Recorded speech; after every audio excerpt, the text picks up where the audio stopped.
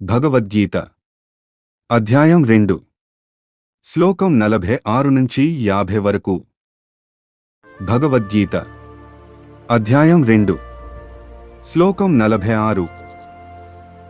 యావానర్ధా ఉదపానే సర్వతః సంప్లుతోద్కే తావాన్ సర్వేషు వేదేషు బ్రాహ్మణస్య విజానతః. సారాంశం: పెద్ద సరస్సు ఉన్నప్పుడు చిన్న బావి అవసరం ఉండదు. అలాగే ఆత్మజ్ఞానం ఉన్నవారికి వేదాలన్నీ నిండుగా అర్థమవుతాయి.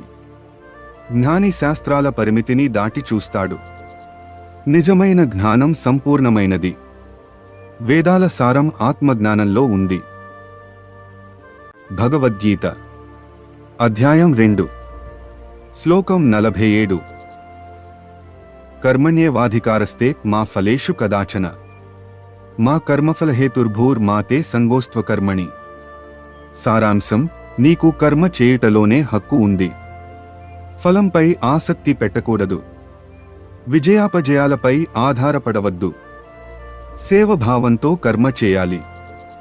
ఫలానికి విముఖతే శాంతికి మార్గం. భగవద్గీత అధ్యాయం 2 శ్లోకం 48. యోగస్థః కురు కర్మాణి సంగం త్యక్త్వా ధనంజయ సిద్ధ్యసిద్ధ్యో సమో భూత్వా సమత్వం యోగ ఉచ్యతే. సారాంశం: ప్రతి పనిలో సమత్వం ఉంచు. ఫలాసక్తిని విడిచి కర్తవ్యాన్ని చేయి.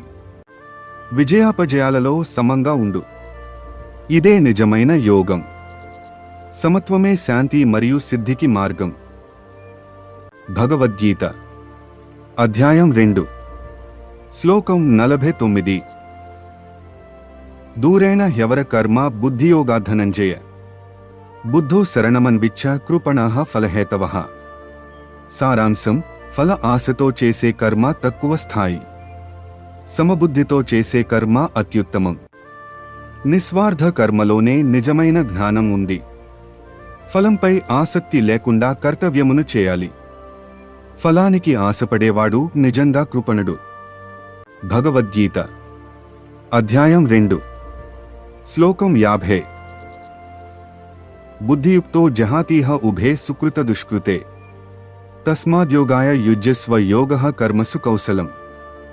సారాంశం: సమబుద్ధి కలవాడు శుభాశుభ ఫలములను వదిలివేస్తాడు. కర్మలో నైపుణ్యం యోగము. యోగి ఫలాసక్తి లేకుండా కర్మ చేస్తాడు. విజయాపజయములలో సమత్వం ఉంచుతాడు. ఇదే యోగము, కర్మలో కౌశల్యం. ప్రతిరోజు భగవద్గీత శ్లోకాల కోసం మా ఛానల్ని సబ్స్క్రైబ్ చేసుకోండి. ఈ శ్లోకం మీకు నచ్చినట్లయితే మిత్రులతో షేర్ చేయండి. జై శ్రీకృష్ణ.